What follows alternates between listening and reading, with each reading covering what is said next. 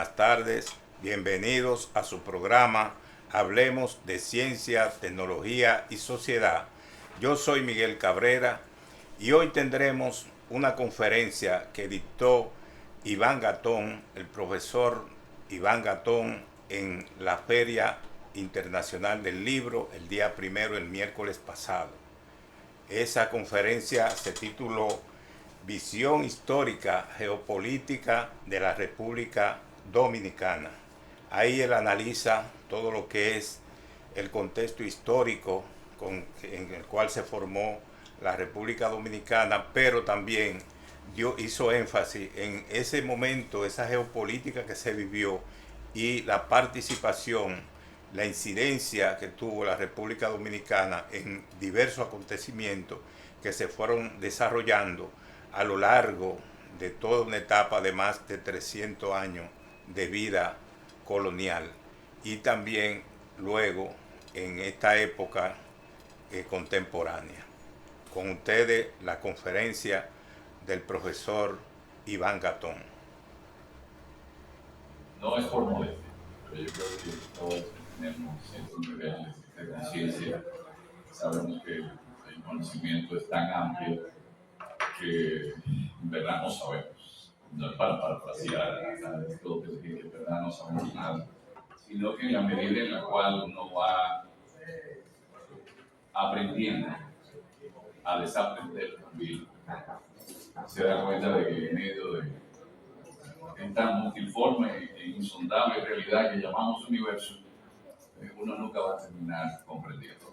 Hay que ser un saborí y ver cosas ocultas para poder imaginarse, pero no todo el mundo tiene esa capacidad. Pero aparte de los gazapos que uno comete, y no los gazapos de don Armando Almanzar Veras, no sé si lo recuerdan, en el periódico Hoy, en una columna actual. Muy querido. Y aparte de los gazapos que uno comete, porque a veces el cerebro le juega a uno malas pasadas y uno da un dato. Ahí vengo con un dolor, porque habiendo leído Fray Bartolomé de las Casas, quise hacerle algo a Santiago y después es que me doy cuenta que cambié la fecha. Pero uno, aparte de esos gazapos, y lo comentaba con el maestro Alberto Perdomo, yo creo que lo importante es que los jóvenes que quieran otra opción puedan decir, pero qué interesante es yo aprender de donde yo vengo, qué interesante es yo conocer la geografía de mi país, qué interesante es darme cuenta de que el río Sama no es el río Potomac, y que por más que creamos que el mundo se divide desde aquí, nosotros no somos determinantes en el mundo actual y la geopolítica permite eso. Yo creo que el regreso de la geopolítica después de un periodo, para mí, a pesar de lo que mucha gente diga, pero es uno de los periodos de menos guerras que ha tenido la humanidad y es el periodo de la Guerra Fría. A pesar de que ustedes veían grupos guerrilleros o procesos de descolonización en África, el mismo caso de India y Pakistán. Si toman en cuenta cuando mataron a Juana de Arco, la guerra no fue de 100 años, la guerra fue de 117 años entre Francia y los ingleses. Y si ustedes toman en consideración después la guerra de los 30 años, a un punto tal que en Alemania el que se moría primero se lo comía. ¿Por qué? Porque no había comida, porque las guerras provocan eso. Entonces la geopolítica lo que le dice a uno, mira, la historia de la humanidad ha sido la historia de la guerra. Por eso se le llama no Homo sapiens, sino Homo bellicus. Entonces, ¿por qué se me ocurrió un día abordar la historia dominicana, que no es mi tema? No soy historiador, simplemente como era mensajero interno del Centro Dominicano de Promoción de Exportaciones, yo venía con lecturas desde Sabana Grande de Boyá, pero encontré a Fray Bartolomé de las Casas, de la colección que sacó la Sociedad Dominicana de Bibliófilos. Y ahí empecé a ver el FIDE, cuando dice de las casas, Colón dice, y cuando vi de estas tierras, y entonces dije, espérate, pero hay una teoría geopolítica, que es la teoría de Immanuel Wallerstein, que habla de los ciclos hegemónicos. Pero sucede que los ciclos hegemónicos, donde Occidente hegemoniza, ¿empiezan dónde? Empiezan en esa isla que está ahí. Ustedes dirán, no, es San Salvador. No, San Salvador la vieron, Guanajaní. Ese 12 de octubre de 1492. Y luego, siguiendo la ruta por Cuba, llegaron cerca de Baracoa y de ahí es que cruzan porque, bueno, ustedes saben que supuestamente Colón creyó que había llegado ahí a Zipango. Zipango era Japón, hizo firmar un documento a todo el mundo, pero el asunto es que, aparte del susto que se llevaron, y ustedes dirán, ¿por qué hubo susto? El susto que dejó a todos los españoles perplejos fue un taíno fumando. Cuando vieron a este hombre botando humo por la boca, ubíquense hace 5 siglos, en Europa no existía el tabaco. Todos se asustaban. Pasó el susto, vieron gente con un poco de oro, por señas, porque el traductor era de hebreo, sabía un poco de chino. Ustedes saben, la tripulación total eran como 100, mentira de que vinieron ladrones, que sacaron de las cárceles. No, ahí había alguien condenado y tuvo que ver uno con un asesinato, otro con un tema de pago de impuestos. ¿Por qué, señores? Porque hacer ese viaje necesitaba que los tripulantes tuvieran algún conocimiento de marinería, y eso no es fácil. Es muy fácil ahora hablar con GPS y esa gente encontrándose con ciclones de 200 kilómetros por hora, con un caparazón de madera, sin comida refrigerada. Recuérdense que tenían que estar midiendo a dónde se encontraban, pero no era que tenían equipo sofisticado, era mirando, buscando la osa mayor allá arriba. Es decir, oigan, el asunto es que cuando llegan ahí, dicen, ¿pero dónde hay de eso?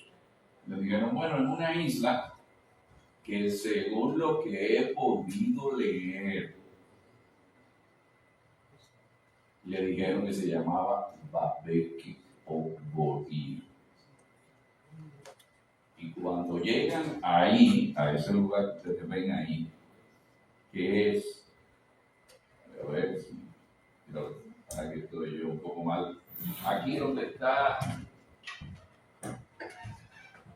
el cacicazgo de Mariel, eso que está ahí hoy sería Cabo Haitiano. Llegaron ahí, crearon el Fuerte de la Navidad, pero a partir de ahí, esa isla, que en el segundo viaje, como fue destruido el Fuerte de la Navidad, ustedes se recuerdan que Diego de Arana quedó a cargo del Fuerte de la Navidad.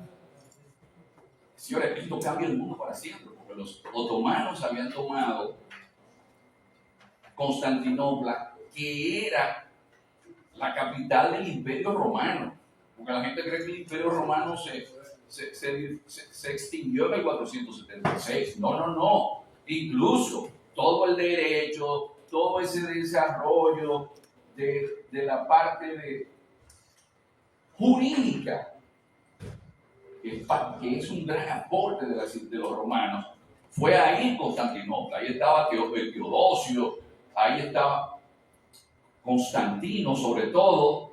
Teodosio es el que está cuando cae el Imperio Romano, que era español, igual que Trajano, igual que Adriano.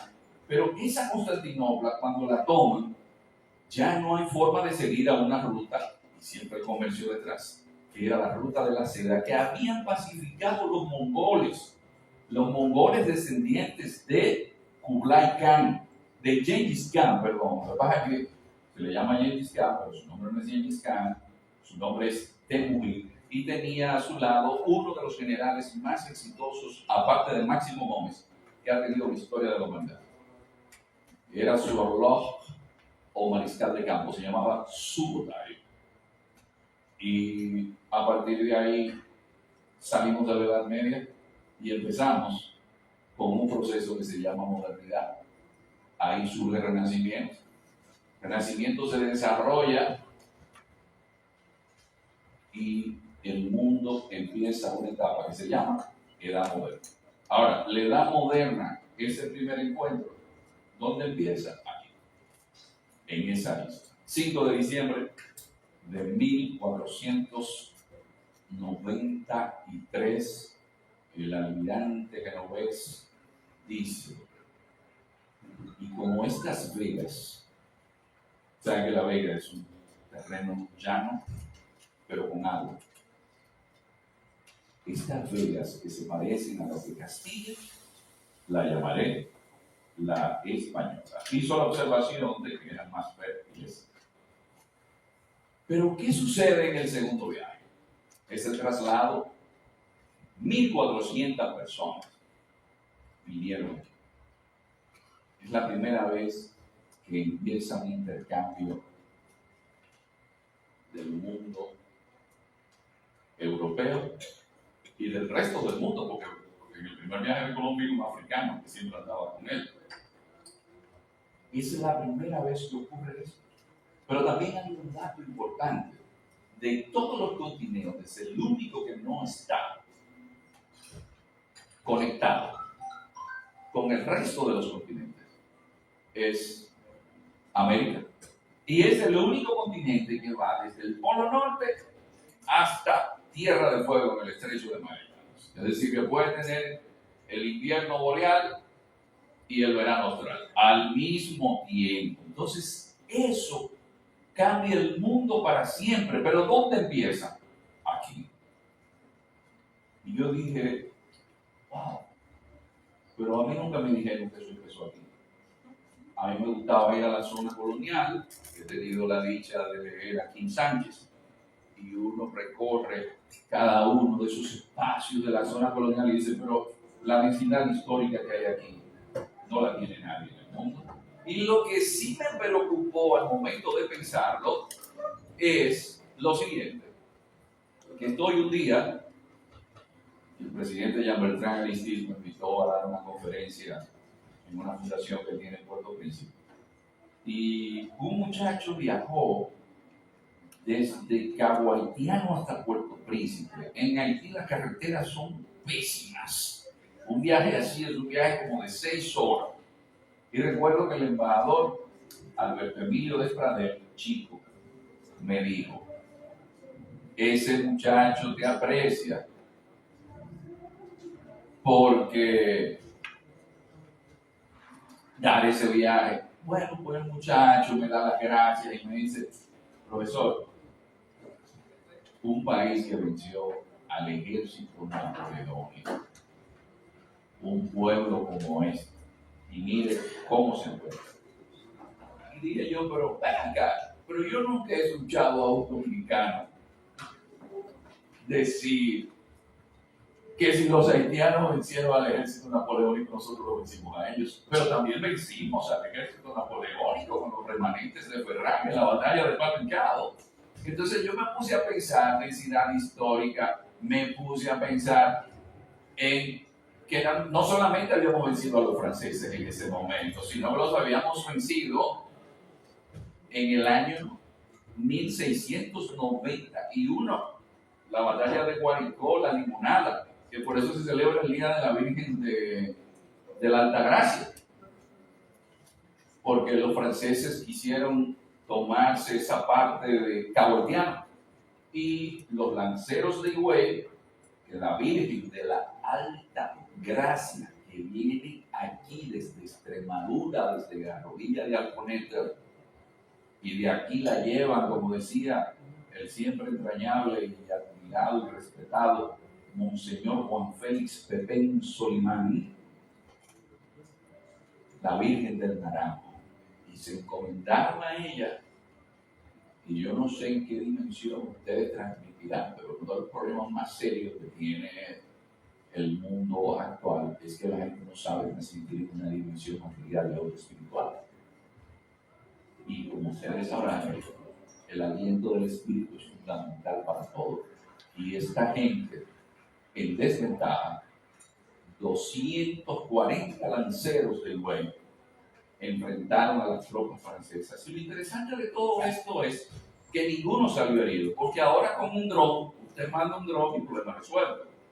Usted afina bien la puntería y a 800 metros usted puede matar a alguien, pero allí la batalla fue cuerpo a cuerpo. Entonces, tenemos ese hito. Vencimos a los franceses ahí también.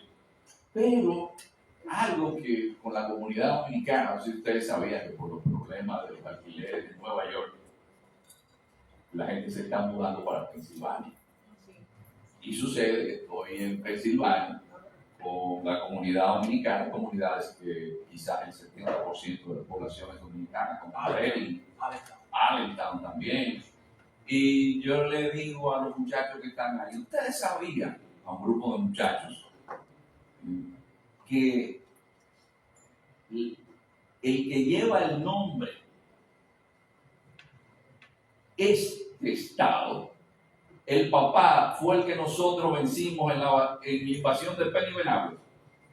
No sabían lo que era la invasión de Penny Benables, invasión del año 1655. 55. 1665, 1666. La batalla de Penny Benables, cuando el conde de Peñalba lo venció. Entonces se van por la puse de por el mar Caribe. Entonces cuando llegan a Jaina, hay unos cangrejos que están caminando. Entonces hay unas plantas, una hoja seca, un cangrejo por ningún lado. Entonces se van, los franceses arrancan. Entonces eso fue en la batalla de Penny Benables.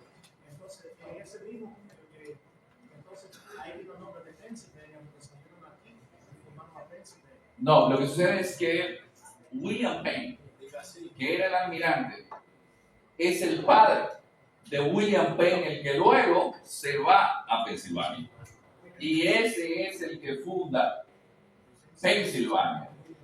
Pero ese es, ¿ustedes saben quién es? El que aparece en la avena Quaker. Sí, el que ustedes ven con el sombrerito de la avena Quaker, ese es William Penn. Entonces ustedes dirán, no, ¿por qué mencionar lo de Penny Benables? ¿Saben por qué había que mencionar a Penny Benables? Porque ahí llegó un regicida llamado Oliverio Cromwell. Y Oliverio Cromwell hizo una estrategia para los ingleses que se llamaba The Western Design. Y ahí se tomaron Dominica, se tomaron Jamaica, pero aquí no pudieron.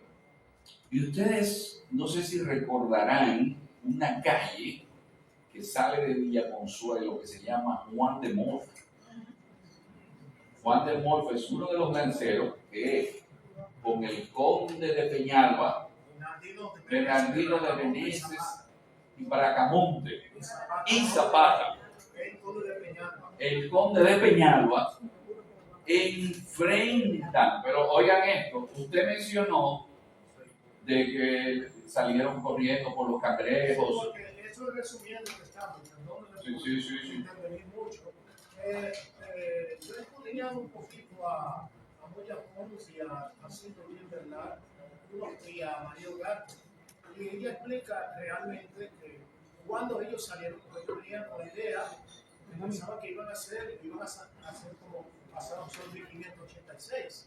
Cuando regresan, vinieron con esa idea, pero ya el conde de Peñalba, el amigo de Meneses, de Bracamonte y Zapata, estaba preparado.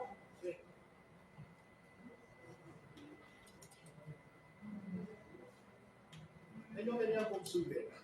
O sea, para buscar oro. Entonces, no encontraron absolutamente nada.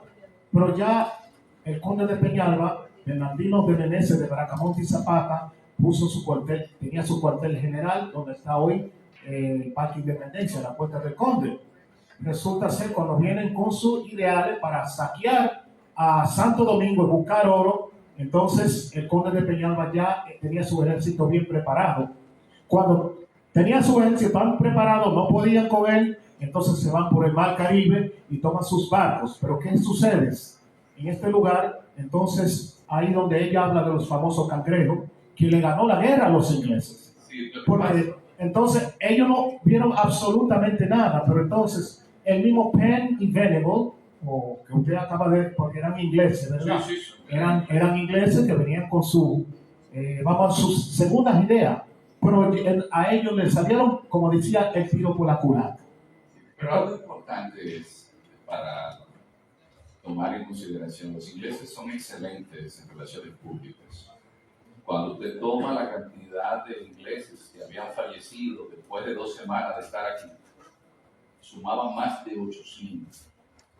Y las tropas que llegaron ascendían a 9.500 a 10.000. Pero lo importante es que la población de lo que era el Santo Domingo, incluyendo niños, no excedía las 8.200. Por eso yo hago la observación de que a Papamón, un señor viejo como yo, que lo llevaban a Higüey, y recuerdo en la autopista Las Américas llena de cangrejos, y a veces le pasaba el automóvil por encima de los cangrejos. Usted le va a decir que un ejército va a llegar aquí y va a salir corriendo porque se le aparecieron unos cangrejos, o porque confundieron a unos cangrejos. Yo tengo esa hipótesis, y duraron más de 2 semanas aquí, pero lo importante es resaltar que vencimos también a los ingleses. Y hay una cédula real de 1621 de Felipe IV que indica lo siguiente: a los habitantes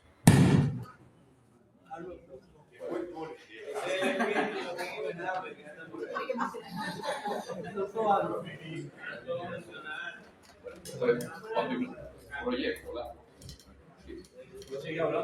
Sí. Esa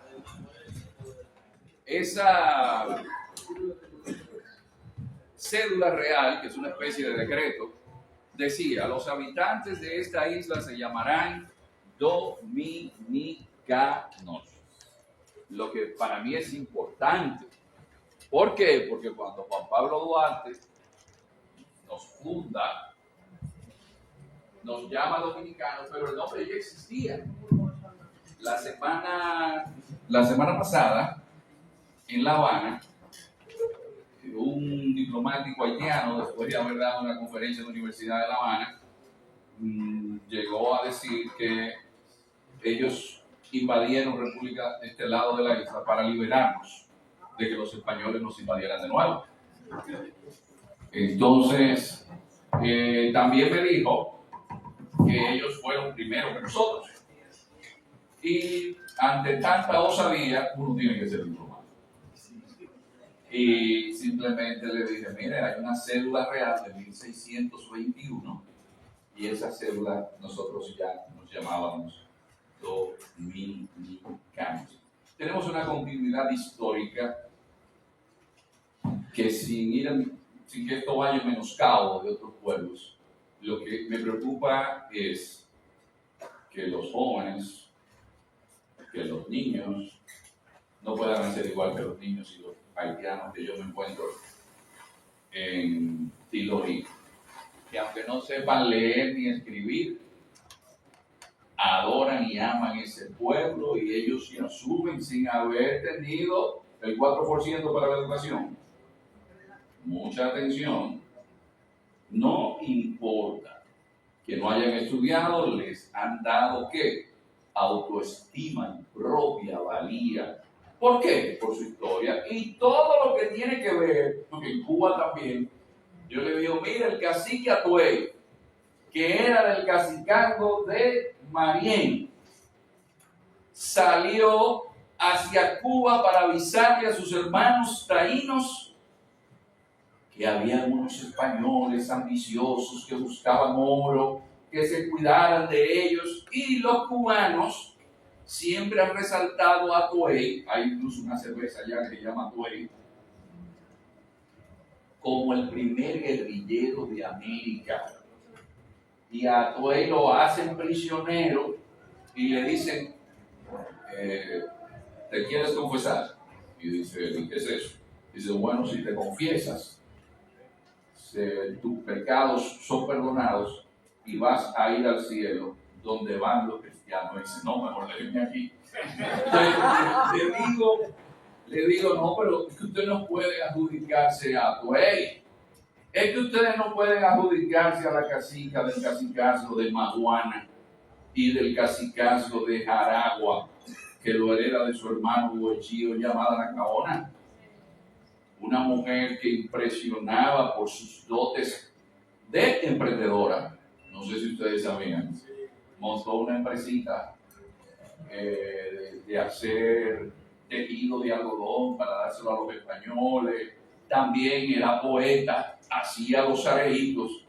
Y un asunto adicional que el padre de las casas dice en su diario, y tenía un meneo en la cintura. Yo no sé qué le dio el padre de las casas a ella haciendo el areito, pero me imagino que para los europeos recatados, donde aquí andaban, como decía Rousseau, en el Emilio de Rousseau andaban aquí. Pero yo agarro y busco informaciones y me encuentro que todos esos acontecimientos principales no se ubican aquí, a un punto tal que aquí vino una persona que se instala después que vencen a Cotubanamá, se instala en Higüey. Ahí se funda lo que es Higüey, más cerca de San Rafael del Yuma. Y ese señor Juan Ponce de León, que está la leyenda aquella de la fuente de la eterna juventud, Ponce de León instala su casa ahí, se casa con una taína. La casa está intacta, señores. Es una casa fortaleza. Pero ese señor es el que descubre la Florida en 1513. Entonces, el imperio más fuerte que hemos tenido en la modernidad se descubre desde aquí, y la gente viaja a la Florida para ir a San Agustín, que fue fundada en 1567. Pero van a Punta Cana, pero al lado les queda la casa de Ponce de León y nadie ha ido. Pero Ponce de León es el que tiene ahí en esa casa con él a una figura que yo aprecio muchísimo, que se llama Juan Garrido. Y aprecio mucho a Juan Garrido porque era un negro musulmán que lo hicieron preso, bereber. Lo llevan a Portugal, y de Portugal su amo lo libera, y él después está en la toma de Granada, 1492. Parece que en la toma de Granada termina el dominio musulmán después de 780 años. Eso se llama reconquista. Y él estaba ahí cuando Boabdil, aquel que Balaguer inmortalizó aquí, cuando dijo: lloran como mujeres los que no supieron defender como hombres. Así fue que le dijo a Aisha, su madre, a Boabdil. Ahí estaba Juan Garrido. Pero Juan Garrido, yo le voy a mostrar la foto de él, está aquí en la presentación. Juan Garrido es una figura que a mí me impresiona porque tiene la peculiaridad de que casa con una española. Recuérdense que en Estados Unidos el matrimonio interracial estuvo prohibido hasta el año 1962. Si un negro y una blanca se casaban, y con las indígenas fue en el 52. Aquí empezó un cambio radical. Pero él no solamente logra eso. Aquí hay una figura también, ahora que México es quien va a perpetuar el idioma español, porque México hay más de 100 millones de habitantes, España tiene 48. descendientes de mexicanos en Estados Unidos hay 40 millones de personas. El conquistador de México era un simple notario público aquí en Azua, llamado Hernán Cortés. Y la casa de Hernán Cortés en Veracruz es una imitación de la casa del Alcázar de Colón.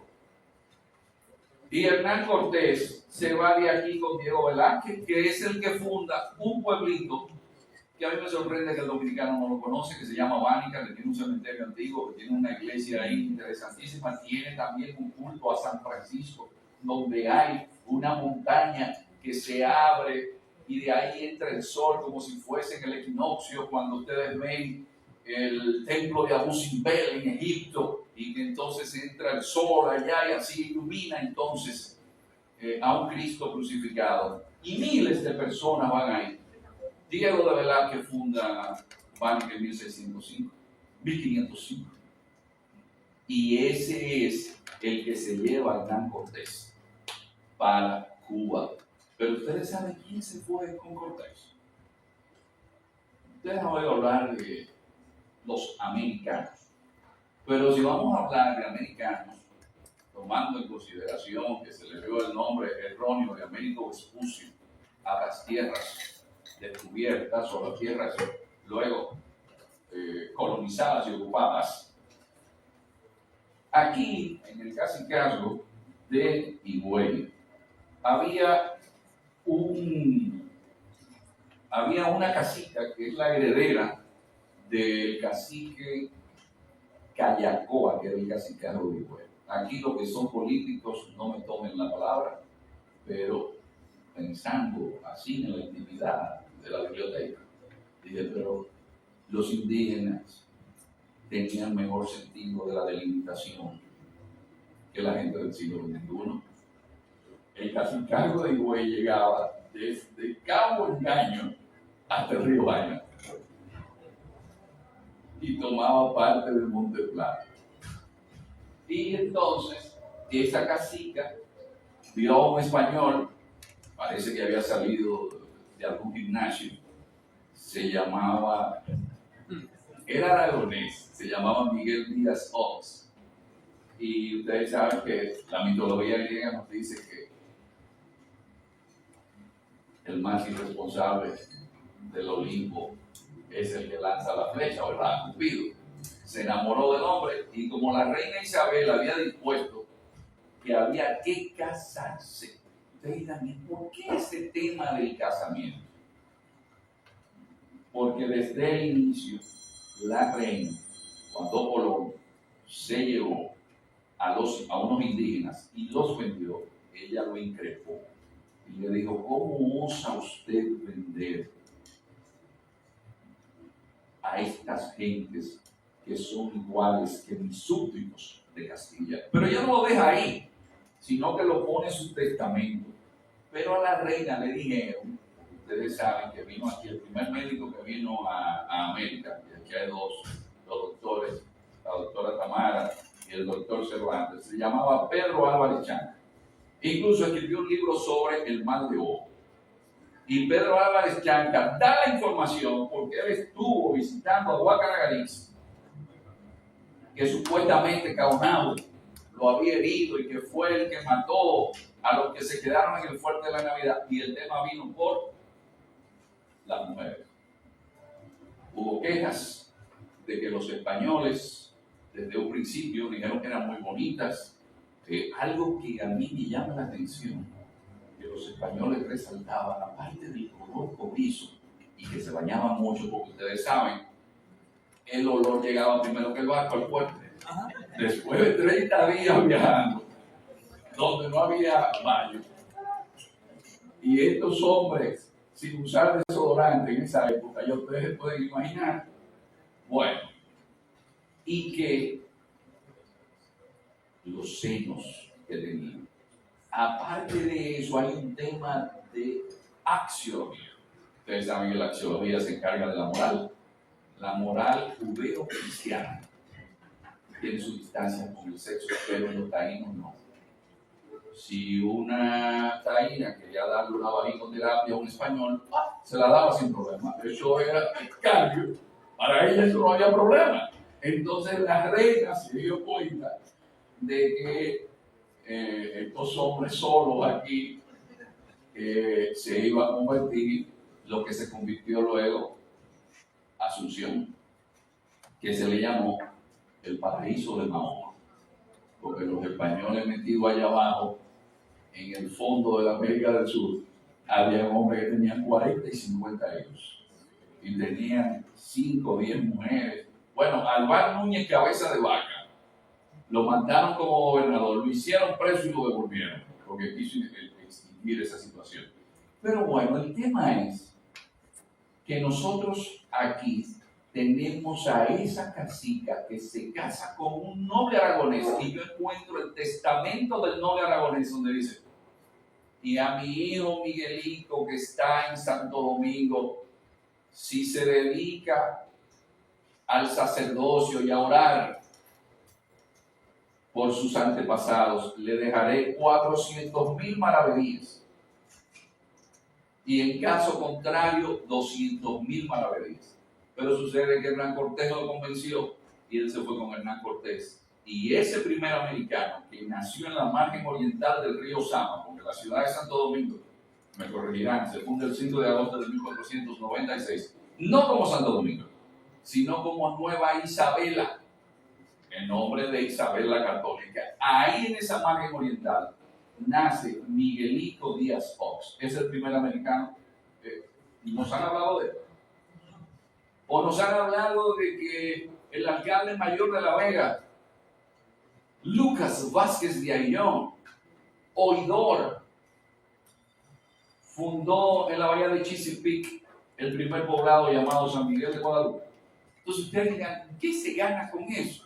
Bueno, lo que se gana con eso es tener un sentido de que nosotros somos los herederos de esa continuidad histórica. Entonces, ¿qué sucede con los pueblos cuando pierden esas bases? Es como cuando un hijo dice: mando a mi papá y lo boto en un asilo, me desconecto. Por ahí hay un presidente que yo no creo mucho en eso, porque él dice: yo, con mi papá y mamá yo no quiero nada.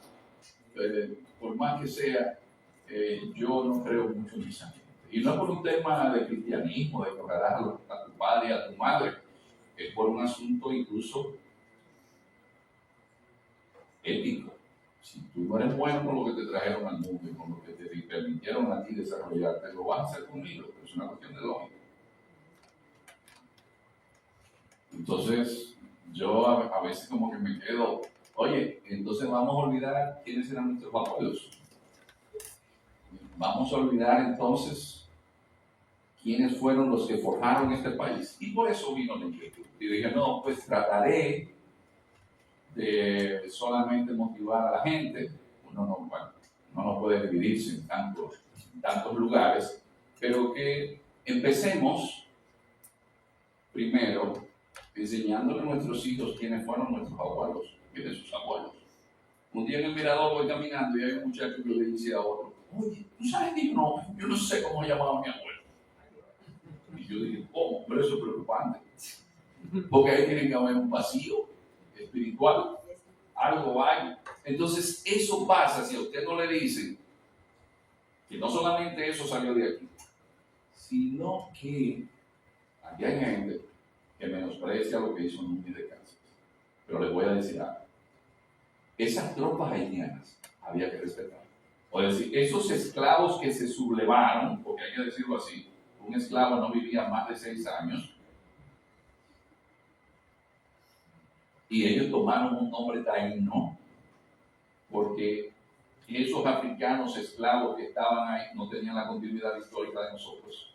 A nosotros nos dañaron fueron Aranjuez, Risuic, Basilea, que nos abandonaron en el 95, pero Núñez de Cáceres en el 21, cuando quiere la Gran Colombia, ustedes saben que Núñez de Cáceres es el enemigo de Bolívar. Al general Páez, que es un héroe venezolano, aquí está don Pablo Tartú, me corregirá don Pablo, ustedes recuerdan que Bolívar le pidió a Páez que sacara a Núñez de Cáceres de su lado, y Núñez de Cáceres tuvo que irse a México, donde fue una figura notable en el estado de San Luis. era un buen periodista. Pero, ¿qué sucedía cuando llegaba un ejército invasor?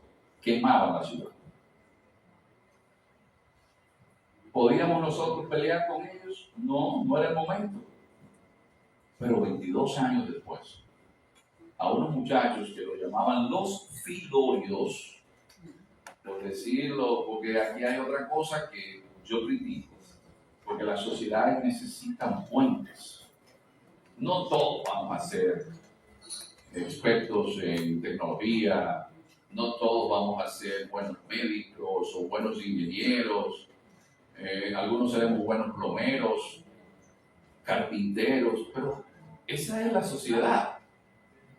Las sociedades se nutren de la diversidad que tienen. Y mi preocupación es que cuando miramos a nuestra sociedad, no tomemos entonces nosotros en consideración que eso que llaman de que teórico, porque aquí matan a uno con eso de teórico. Díganmelo, amigos, ese es un teórico. Entonces los trinitarios lo llamaban los filorios, que es como decir ahora, los teóricos. Pero sucede que lo que mueve el mundo son las ideas. Alguien me decía, ¿y usted qué opina de Santana? Digo yo, sin la espada de Santana no hay independencia. Ah, entonces fue más importante que Duarte. Yo, Santana no tuvo lo importante que fue la idea. Sin la idea no hay proyecto. Pero no solamente que Duarte creyera en el proyecto, no. Es que su madre, que no ha sido justamente reconocida por esta sociedad, porque queda viuda y ella es la que le dice al hijo, puedes usar el dinero de la familia. Doña Manuela Díez. Pero aquí la muchacha conoce más a otra muchacha que a ella, porque también nos hemos descuidado en eso. Entonces, ese Duarte, que es un puente entre la clase baja y la clase alta, no lo hemos usado, porque aquí la independencia la inició lo que los muchachos ahora llamarían un popi. Las sociedades necesitan ese tipo de vínculos. ¿Por qué? Porque el que está abajo a veces lo que tiene son resentimientos. Y dice, pero mira, pero Juan Pablo Duarte era un riquito y ese fue el que nos hizo libre a nosotros. ¿Y qué tiene de malo que usted ve de algo de su papá y de su mamá? Usted lo va a criticar ahora por envidia. Entonces, lo que hay que reconocer es que esos filorios inician lo que se llama la Primera República. Y ahí había una mujer fundamental y poco resaltada, que es la madre de este pueblo, María Trinidad Sánchez. Esta mujer cargaba pólvora. Esta mujer, decía un poeta, acompaña a su sobrino Sánchez. Es la única que está con Baltasar de los Reyes el 27 de febrero. El 27 de febrero de 1845, el primer canciller de la República Dominicana, don Tomás Bobadilla y Briones, le dice a ella, delate a sus compañeros. Y ella le dijo, su vida vale más que mi muerte. Perdono a todos los que me han hecho mal y pido perdón a todos los que le haya podido hacer un mal. Creo en Dios. Y ahí la fusilaron.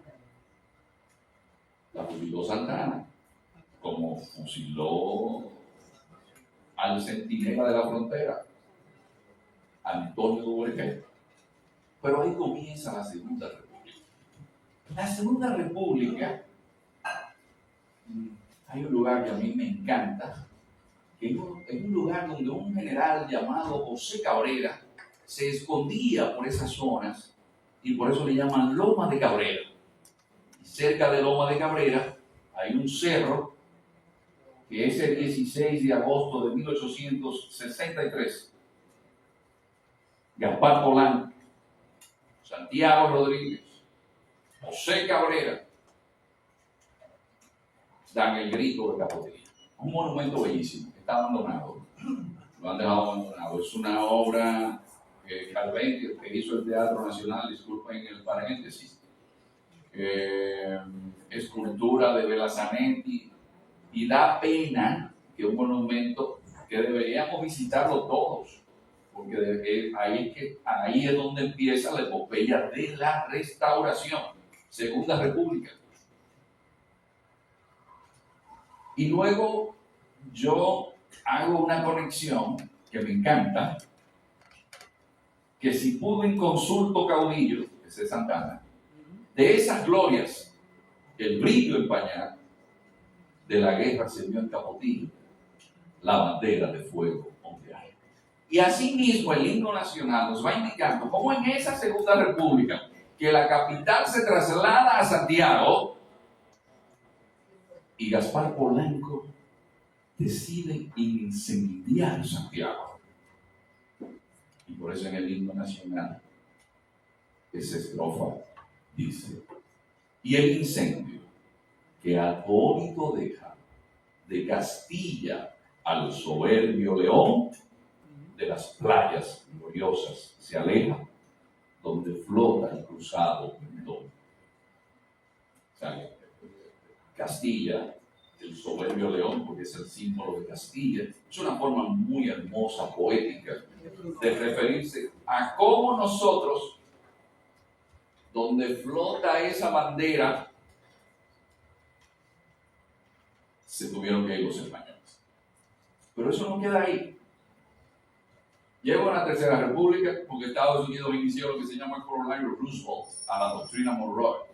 Yo recuerdo, yo creo que el único dominicano que ha nacido con el bachillerato aprobado se llama Ulises Quero, el hijo de Alzairo. Y recuerdo el Cancillería consiguió un documento de él. Y tuve que hacer una presentación a un amigo que publicó un libro sobre Lilis. Y Lilis, en un telegrama, le manda a decir al general de Samaná, con relación al ciudadano estadounidense que usted ha hecho preso por abigeato, no sé si ustedes conocen esa palabra, robo de ganado. Abigeato. Sí. Por robo de ganado, déjenme decirle que mucho cuidado con usted saltarse el debido proceso. Estados Unidos se perfila como un imperio y hay que evitar tener problemas con los grandes. Eso es lo que le dice Luis, que era un hombre muy sabio. Pues Estados Unidos toma un préstamo que se había hecho de la Central Beach Improvement Company. Ya hay un trabajo que publicó la Sociedad Dominicana de Bibliófilos que entra en detalle de cómo Estados Unidos se apodera. Ustedes saben que la bahía de Samaná no solamente la querían los americanos, sino que la querían los franceses en aquel famoso plan que se llamó Plan de Bacié. Pero llega la invasión americana, pero recuerden que ya a Colombia le habían quitado Panamá. Recuerden que también estaba William Walker en Nicaragua. Recuerden también que Haití fue en el 15, nosotros en el 16. Tratado Hughes-Peinado, 1924. Aquí Fabio Fiallo incluso estuvo preso, no sé si lo recuerdan, porque estuvo en contra de la invasión estadounidense y mal se llamó a los guerrilleros guerrilleros. Pero aquí se peleó. Algo importante. Ustedes saben que Trujillo, para zanjar el tema fronterizo, porque aquí hasta la zona de lo que es hoy Los Pinos del Edén, Ángel Félix, Sabana Real, Cacique Enriquillo, toda esa zona tenía nombre haitiano. Es más, Enriquillo se llamaba Pititru. ¿Ustedes sabían eso? Sí, Enriquillo se llamaba Pititru.